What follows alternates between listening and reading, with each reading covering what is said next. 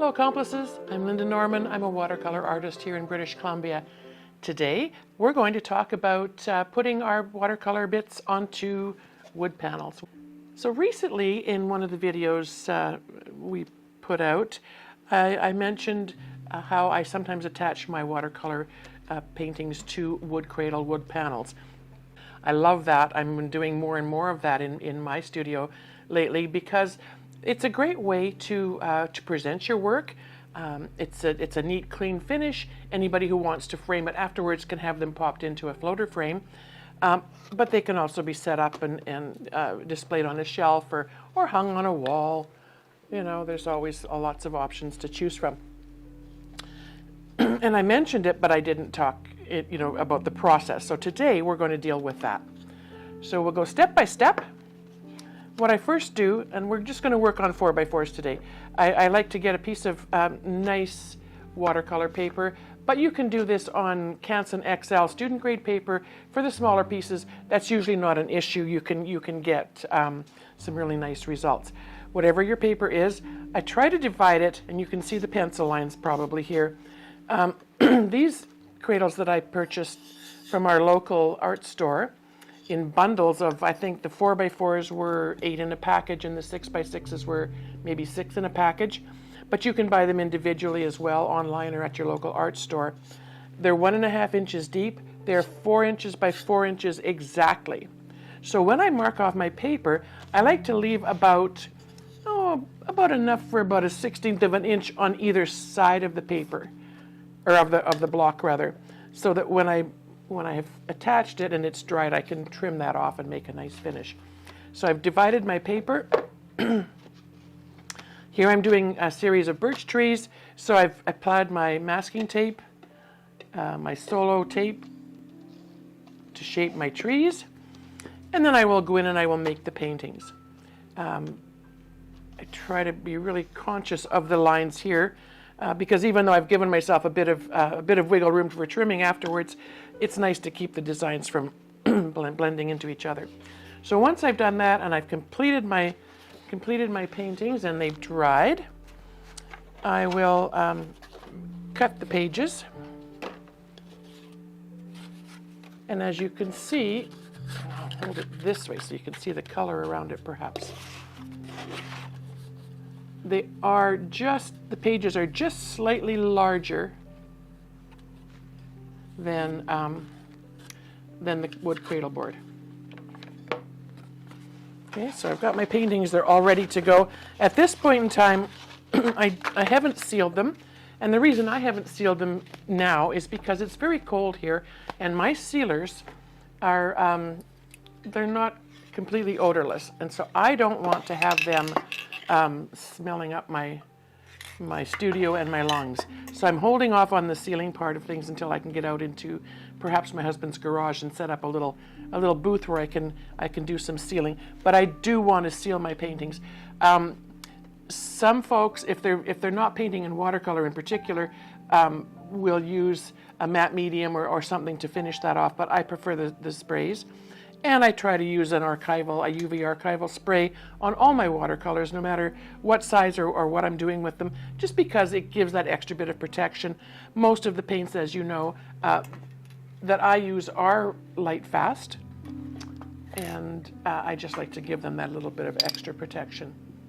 So these have not been sprayed, but that's okay. I can spray them afterwards. The next step is the process of sealing off the wood.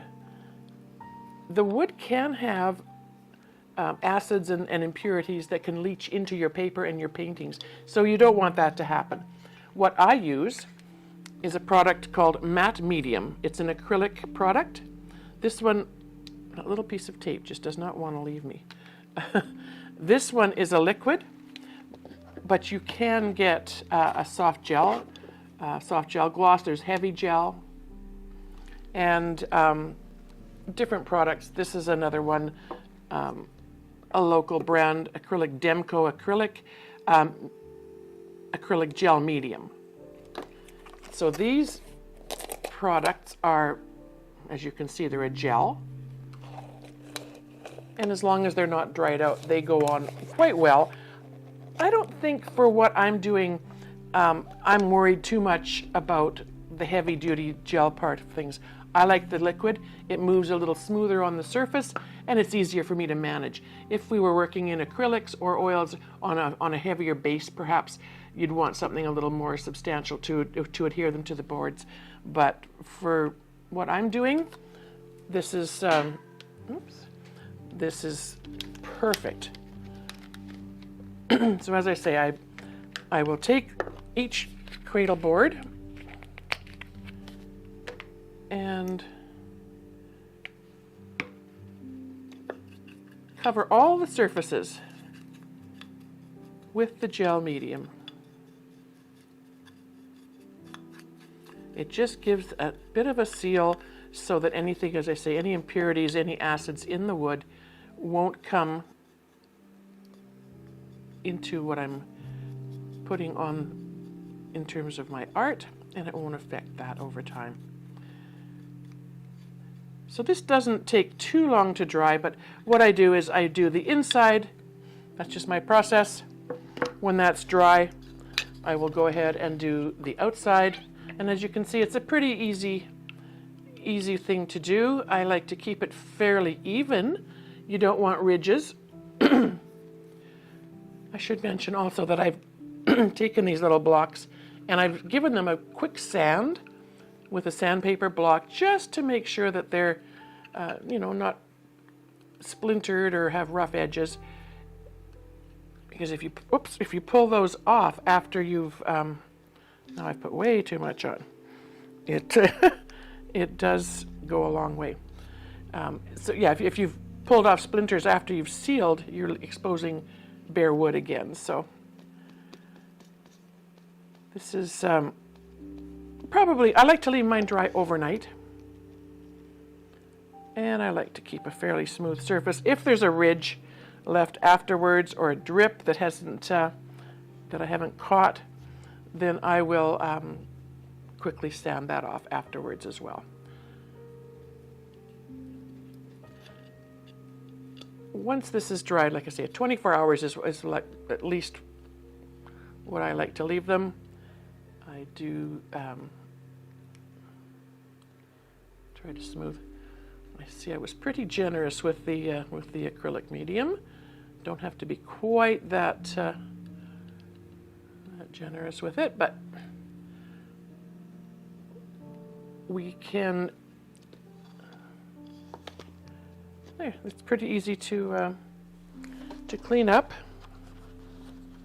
It's a water-based material or product, so anything that that does get spilled, as long as it's still wet, can easily be wiped up with a wet cloth, sponge, whatever.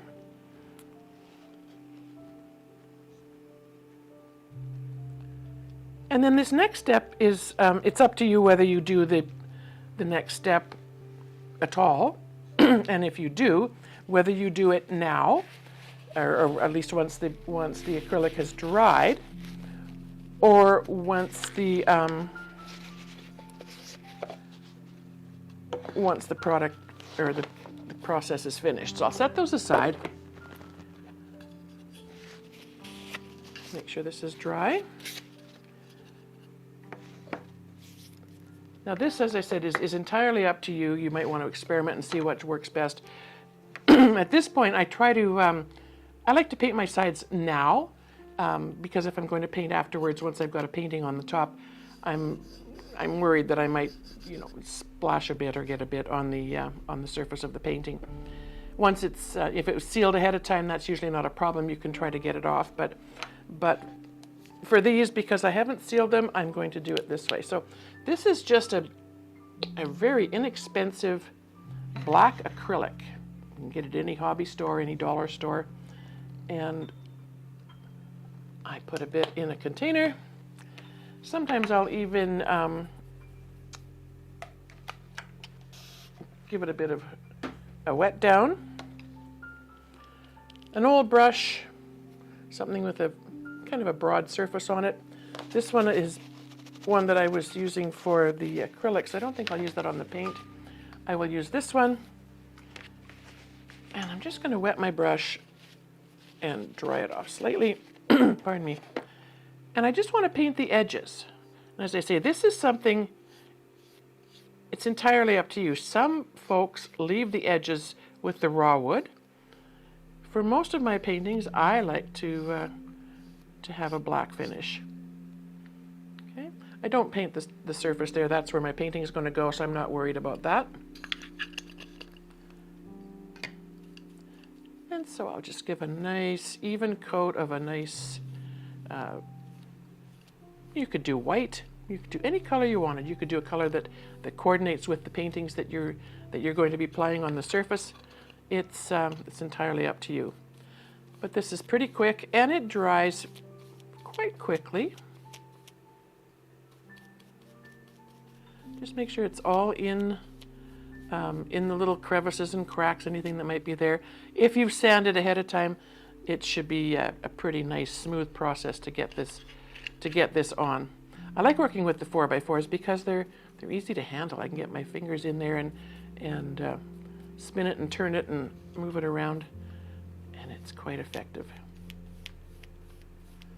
And that is that. So I'm going to just make sure that that is done up to the edges. You could, I'll just set that down there.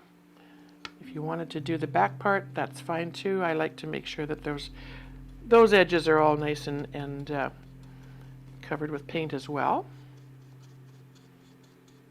Something about this black paint that just, it goes on so nicely, especially if you spray a bit of water. Anybody who's an acrylic artist knows how that can change things.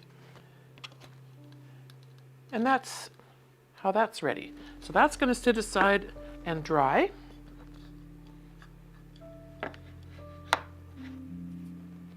Nope, that one's the ones that I painted. I will find a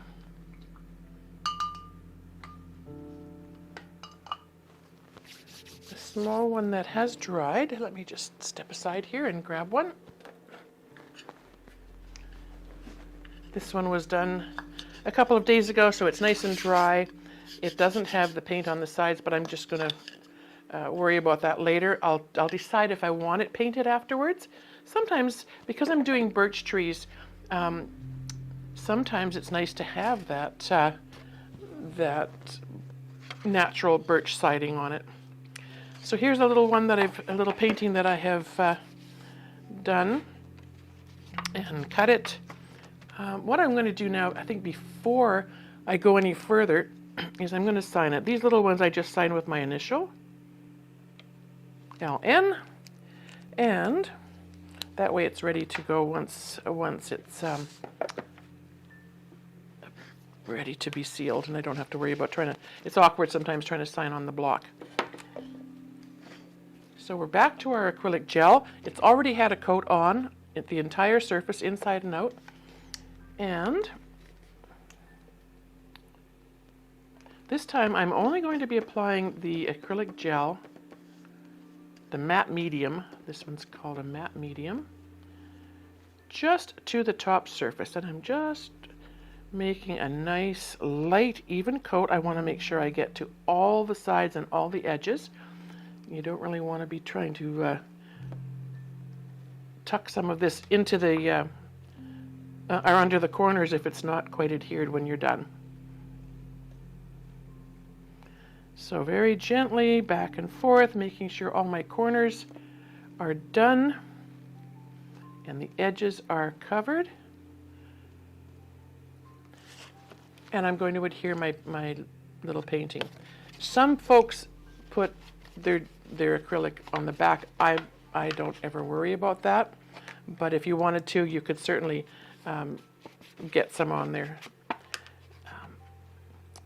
And now I'm going to center this, and I've left a bit of a border on that bottom edge, so I want to make sure that I get that off where my design is going to be. And I've got a bit of, hang on a second, there we go.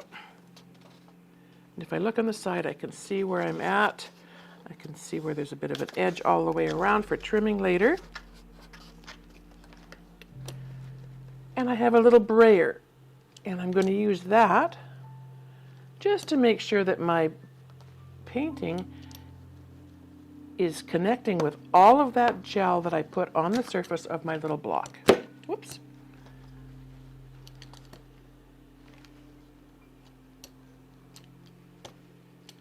Okay. And just, these are handy to have on hand. I like to be able to use them as a nice flat surface. Now when I turn my painting over, I can see I've got room on this all sides to trim off any excess. It's pretty straight. That's good. I'm happy about that. So I'm going to set this, do it this way. Set another flat piece on top. And one of my containers full of water is nice and heavy, and it's going to weight that down. All right, so we've adhered the painting to the block.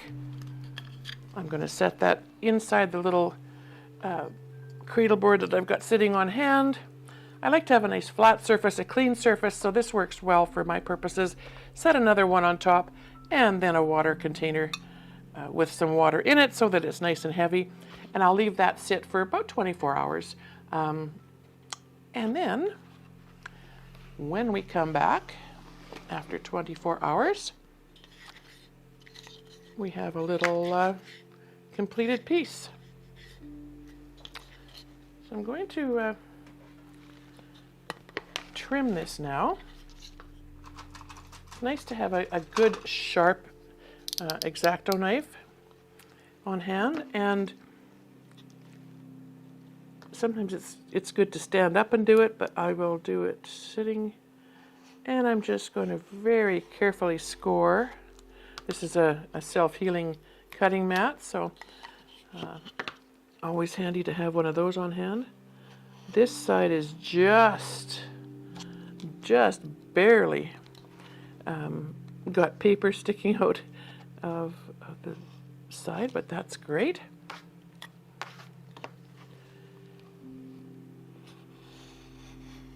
With these small ones, it's pretty easy to do with just one score. Sometimes with the larger ones, you want to make a couple lighter scores to be able to cut through the paper. You want to be also careful that you're not cutting at such an angle that you're cutting into your wood. All right, so this is left a nice white edge. You can see where the paint on the sides has not been affected by the gel, the matte medium that's been adhering the paper. That's one thing I should mention. When you put your paper on and you've braided it down, before you put it under your weights, it's not a bad idea to take just a damp paper towel and just tidy up any globs and blobs that might be happening there. So now we have a nice little finished piece. The next step that I always like to do is with a sanding block, and this is 100 grit. I just like to just lightly buff the edges, so I'm taking that sharpness off and allowing the paper to sort of settle into that edge, that surface. I'm going at a bit of an angle.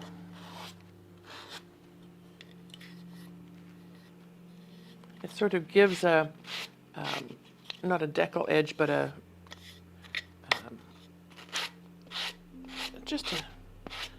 not such a stark edge. I like to see that. If for some reason the painting didn't adhere to the block, you could lift wherever it's not and sort of force a little bit of that acrylic gel in, but generally it's a one and done. It usually adheres pretty well. And that's pretty much it. Like I say, with these I have not finished them and sealed them yet, So when I've got them all done, I will take them out to the garage or outside if it warms up enough, and give them a couple light coats of the spray. That spray is not going to affect the painted surface on the sides. It's not going to show up. So I'm not too worried about that. And if for some reason it affects the, something it does affect, or you found that you've had some of your acrylic medium sort of dripping onto the sides and the edges, you can go in with a sanding block and you can sand that off, and then go back in with your black paint or whatever color you've got and touch it up. You just have to be a little more careful once you've got your piece on the surface. But it's as simple as that. It's a bit time consuming, but I think the product is, nice to have a little completed product ready to go, ready for gifting. Thanks for joining me today, accomplices. Today we walked through the process of creating small paintings, getting them ready to attach to small wood cradle boards, and the steps that I take to make that happen. If you like what you've seen, subscribe to my channel or visit my website, bandrystudio.com. That's BANDRAOI studio.com. Or hop on over to my members area. We've got some stuff in the works there for you.